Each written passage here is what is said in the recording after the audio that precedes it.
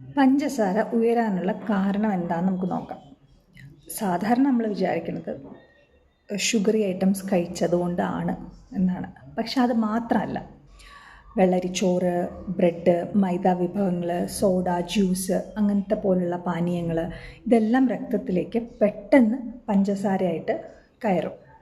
അതിനൊപ്പം നമ്മൾ എക്സസൈസ് ചെയ്യാതിരിക്കുമ്പോൾ അവ ഉപയോഗിക്കപ്പെടാതെ അത് കെട്ടിക്കിടക്കും. പിന്നെ സ്ട്രെസ്സ്, ഉറക്കക്കുറവ് ഇതിനും പങ്കുണ്ട്. പിന്നെന്താ, ജനറ്റിക്കായിട്ട് വരുന്നതും ഒരു കാരണമാണ്. നമ്മൾ ഒരു എക്സാമ്പിൾ പറയുകയാണെങ്കിൽ രക്തത്തിനെ ഒരു റോഡായിട്ട് ചിന്തിക്കുക. അധികം കാറുകൾ വന്നാൽ ട്രാഫിക് ജാം ഉണ്ടാവും.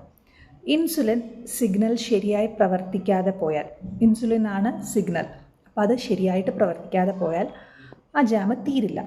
അതാണ് ഹൈ ഷുഗർ.